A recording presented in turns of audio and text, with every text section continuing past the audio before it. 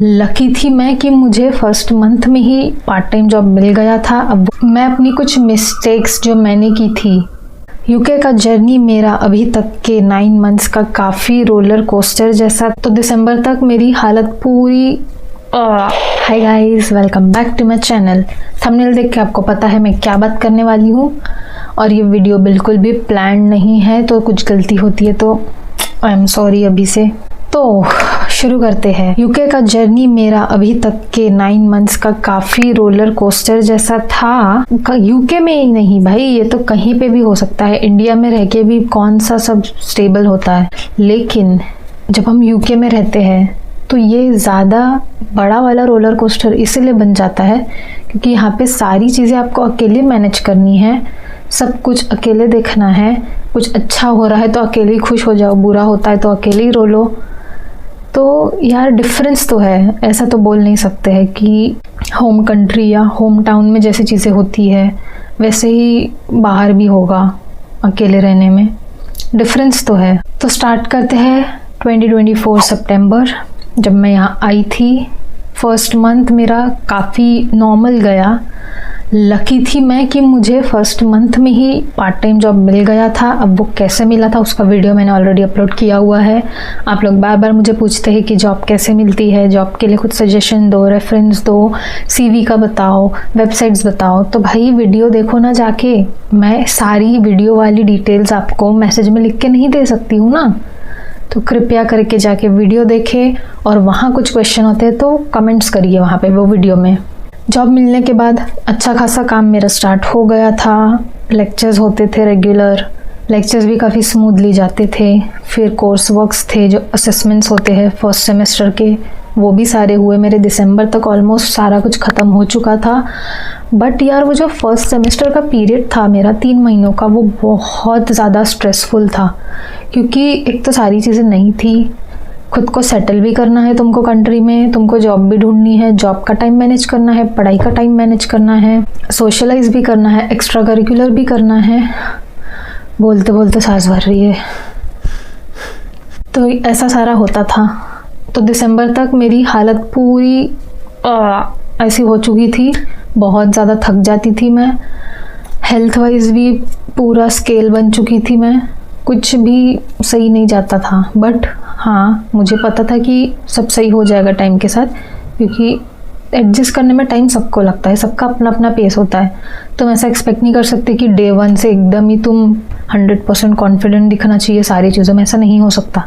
तो अगर तुमको लो फील होता है फर्स्ट कुछ ड्यूरेशन में यूके में, तो ऐसा मत समझो यार कि गलती तो नहीं की यहाँ के, हम इसके लिए बने थे भी कि नहीं, ये मत सोचना।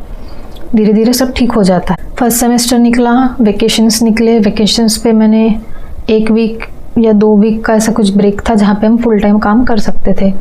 तो उसमें से मैंने कुछ टाइम के लिए फुल टाइम भी काम किया था। ना एग्ज़ाम्स थे ना कुछ था, तो फिर मैंने सोचा यार फुल टाइम काम कर लेते हैं, टाइम पास करने से अच्छा। क्योंकि यार सही बताऊँ तो मेरा नेचर ऐसा है कि अगर टाइम मिलता था मुझे यहाँ, तो अननेसेसरी घूमना और एक्सप्लोर करना चाहिए। वो मैं ये नहीं कह रही हूँ कि वो गलत है, बट सबका अपना अपना प्रेफरेंस होता है। मुझे नहीं था कि यार घूमना है, मुझे हर चीज़ एक्सप्लोर करनी है, ये करना है वो करना है, ज़िंदगी ना मिलेगी दोबारा वाला सीन मैंने नहीं रखा था मेरे लिए। क्योंकि मैं जो यहाँ पे मोटिव लेके आई थी, मुझे वो पहले पूरा करना था। क्योंकि होता क्या है कि जो दिमाग में हम सोच के यहाँ आते हैं, वो चीज़ें अगर सही से होती है ना, तो बाकी उसके अलावा चीज़ें करने में भी अच्छे से हमारा मन लगता है। अगर तुम काम की चीज़ें छोड़ के फालतू की चीज़ों में अपना दिमाग घुसा दोगे, यहाँ कोई तुमको बचाने नहीं आने वाला। यूके ऐसी कंट्री है कि तुमको यहाँ पे बिगड़ने के लिए 1000 तरीके मिल जाएंगे, 1000 सपोर्ट मिल जाएगा, लेकिन खुद को कंट्रोल में रखना, क्या सही और क्या गलत है ये तुमको ही देखना है। क्योंकि यहाँ पे तो मम्मी पापा नहीं आने वाले समझाने, तो इसीलिए अपना सही गलत तुमको खुद डिसाइड करना है। और हम क्या सोच लेके आए थे, क्या गोल्स है, क्या हमारे मोटिवेशंस है, क्या हमारे प्रेफरेंसेस है, प्रायोरिटीज़ क्या है, ये सब क्लियर रखना। आते वक्त तो सारी चीज़ें क्लियर होती है, बट यहाँ आने के बाद कहीं ना कहीं सब फेड अवे हो जाता है। तो वो सारी चीज़ें अपने दिमाग में हमेशा क्लियर रखना। सेकेंड सेमेस्टर स्टार्ट हुआ, वो भी काफ़ी ठीक था। उसमें मोस्टली हमारे लेक्चर्स हुए और लैब वर्क तो मुझे कुछ था नहीं, तो यार लेक्चर्स करो और घर जाओ। और लेक्चर्स भी ऐसे होते हैं कि दिन में 1 या 2 होते थे, उससे ज़्यादा होते भी नहीं यहाँ पे यूनिवर्सिटीज़ में। बाकी का दिन आपको खाली मिलता है, आप चाहे जॉब करो, पढ़ाई करो, घूमने जाओ, जो करना है करो। ये चीज़ यहाँ की काफ़ी सही लगती है मुझे कि स्टूडेंट्स को ये लोग टाइम देते हैं कि वो कुछ एक्स्ट्रा भी कर पाए अपार्ट फ्रॉम द स्टडीज़। हमारे यहाँ पे 9 से 5 तक तुमको कॉलेज में ही बैठना है, तुमको सारा कुछ कॉलेज में ही करना है। ये चीज़ बहुत अनोइंग है हमारे यहाँ पे, ये चेंज होनी चाहिए। और फिर अभी मेरा चल रहा है dissertation period from June to August, और कुछ स्टूडेंट्स इंटर्नशिप्स भी करते हैं, बट मैंने ट्राई किया, मुझे नहीं मिली, तो मैं तो पार्ट टाइम कर रही हूँ वैसे भी। तो मेरा सारा फोकस अब मेरा डिसर्टेशन में, और पार्ट टाइम तो चल ही रही है जब मुझे शिफ्ट मिलता है। जिन लोगों ने मुझे पहले भी व्लॉग्स में फॉलो किया है, जिन्होंने पहले के वीडियोस देखे, उनको पता है कि मेरे शिफ्ट्स कैसे होते हैं और मैं क्या काम करती हूँ और मुझे वो जॉब कैसे मिली। तो ये सारी यूके की जर्नी मैंने बहुत शॉर्ट में बताई है, इतना डिटेल में एक वीडियो में कवर करना पॉसिबल तो नहीं है। जर्नी अप भी जा सकती है किसी किसी की, और किसी की सिर्फ डाउन भी जाती है। तो अगेन मैं यही बोलूँगी कि ये आपके प्रायोरिटीज़ पे डिपेंड करता है कि आप किस चीज़ को यहाँ पे इम्पोर्टेंस देते हैं आने के बाद। इमोशनल इंस्टेबिलिटी तो बहुत हुई, काफ़ी स्टूडेंट्स को होती है, जिनको नहीं होती है अकेले रहने की आदत, उनको ये सारी चीज़ें फेस करना अकेले बहुत मुश्किल हो जाता है।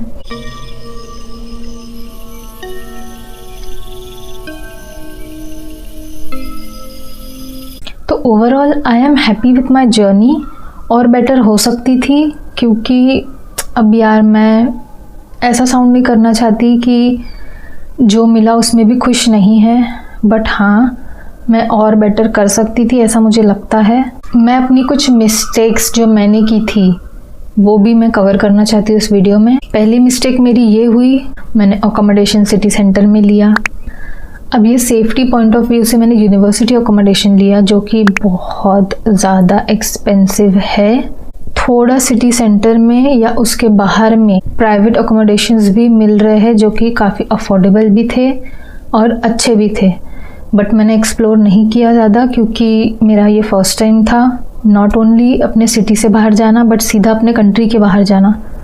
तो सेफ्टी पॉइंट ऑफ व्यू से मैंने ज़्यादा दिमाग ना लगाते हुए यूनिवर्सिटी अकोमोडेशन ले लिया, तो उस चक्कर में ये थोड़ा महंगा तो है।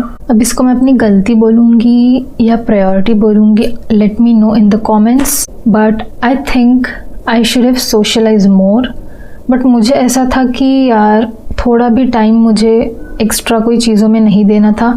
ऑलरेडी मेरा वीक इतना बिजी चलता था कि खुद के लिए टाइम निकालना भी एज अ टास्क मुझे लगता था वो चीज़।